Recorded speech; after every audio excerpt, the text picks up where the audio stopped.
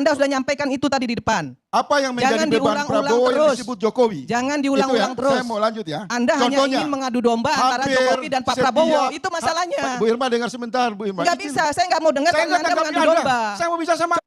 Banyak lagi sebenarnya yang ingin saya sampaikan di sini bahwa kita semua ini harusnya bersyukur. Nah, kalau ada banyak yang belum terselesaikan dari program pemerintah, itu bukan penipuan. Karena apa? Ada program jangka panjang, jangka pendek, jangka menengah, kemudian program prioritas.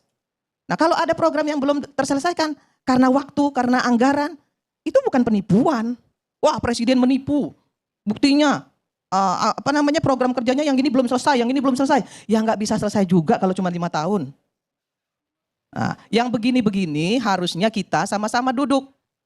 Ya, teman-teman semua memberikan masukan tadi, bagi saya itu penting. Kenapa? Karena pemerintah yang absolut, yang terlalu absolut juga pasti nantinya akan jadi diktator. Dan nggak bagus, nggak ada yang kontrol. Jadi harus ada kontrol sistem yang efektif juga dari kita-kita ini.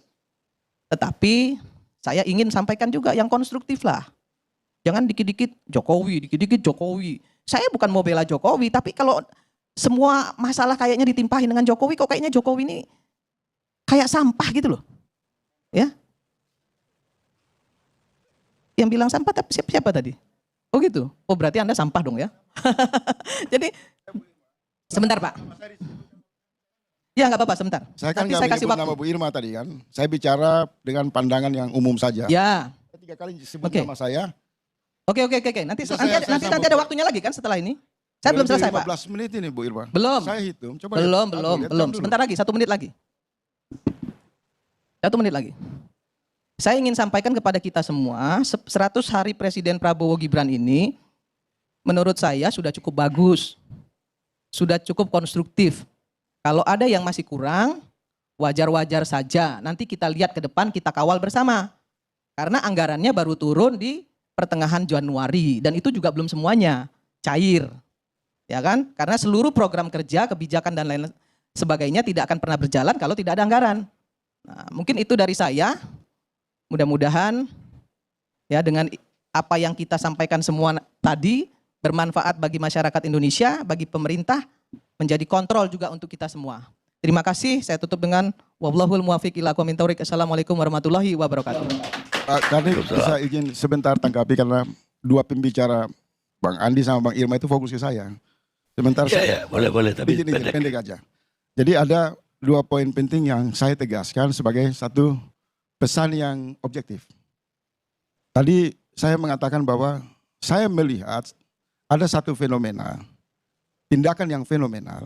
Usai Prabowo itu dilantik, situasi stabilitas politik nasional sangat damai. Itu saya buka di data dari peralihan kekuasaan sejak pasca reformasi. Jadi saya ingin mengatakan tidak pentinglah pendukung Jokowi yang menyelundupkan, misal survei-survei yang mengklaim 80% rakyat puas. Sejak awal dia dinyatakan terpilih, dilantik dan sampai hari ini rakyat sangat senang sama Prabowo. Kalau saya mengatakan Jokowi sampah, jangan tersinggung, itu bahasa yang umum di media sosial. Kenapa sampah?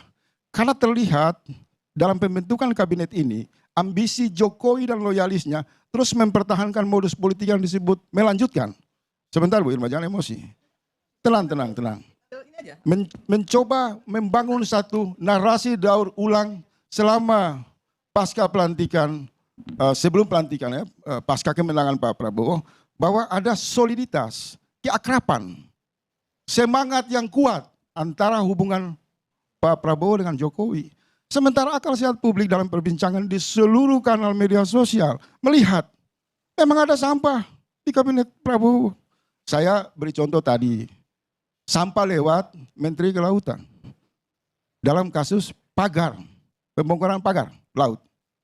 Rakyat menyimpulkan hambatan, resistensi yang menghadang Prabowo, yaitu kelompok Jokowi, para loyalisnya. Itu perbincangan di ruang publik. Yang ketiga, saya tambah, itu baru Andi, belum masuk ke Bu Irma. Belum ya? Nanti saya tambahin lagi. Saya masih di Bu Irma. Tolong kawan-kawan di DPR harus hilangkan semangat dukungan terhadap eksekutif.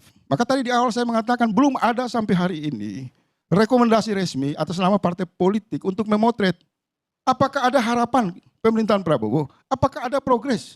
Apa-apa saja yang harus diperkuat? Apa-apa saja yang masih kurang? Dalam konteks ini saya masih melihat Bu Irma itu semangatnya Jokowi. Kalau dalam trias politik, peran DPR itu harus mengeluarkan data. Data secara objektif mengatakan bahwa kabinet Bapak Prabowo ini harus dievaluasi secara serius. Misal, saya mau kasih contoh. Ada sebentar Bu Irma, izin saya berbicara. Misal, indikasi hambatan yang paling mengganggu Prabowo misal di bidang keamanan. Tadi kan itu sudah Anda sampaikan. Satu-satu. Kan Anda tanya sampah, kan saya harus Tadi jelaskan sudah disampaikan. Sedikit, Menurut saya gini, saya 1 menit Bu Irma, Kalau jangan dipotong dulu Bu Irma. kalau Anda bilang saya Jokowi banget, saya bilang pembenci Jokowi banget. Saya nggak mau masuk di wilayah curhat. Nggak bisa itu juga. Saya bicara dalam nggak konstruksi. boleh begitu, nggak bisa dalam begitu konstruksi bos. kebijakan. Nggak bisa. Jadi, kita itu harus fair ya. Kalau bisa bicara saya itu lanjut harus fair. sedikit aja? Tadi Anda ngomong, saya diam. Setengah menit. Nah, ketika saya ngomong ya Bisa sudah Pak, selesai. Bang Kami saya lanjut setengah menit dan saya Nggak bisa berhenti. begitu. Saya mau membuktikan. Nggak bisa. Anda sudah nyampaikan itu tadi di depan. Apa yang menjadi Jangan beban diulang-ulang Prabowo yang terus. disebut Jokowi. Jangan Itu diulang-ulang ya, terus. Saya mau lanjut ya. Anda hanya ingin mengadu domba antara hampir Jokowi dan Pak setiap- Prabowo. Itu masalahnya. Bu Irma dengar sebentar Bu Irma. Nggak Izin. bisa. Saya nggak mau dengar Saya karena nggak Anda tanggapi mengadu Anda. domba. Saya mau bicara sama Andi Cukup kok. Pak Karni, nggak bisa. Ya udah. Nggak boleh. Orang lain lagi yang bicara. Dua-dua Udah, cukup yang lain lagi. Kasih Ferry Amsari bicara. Itu.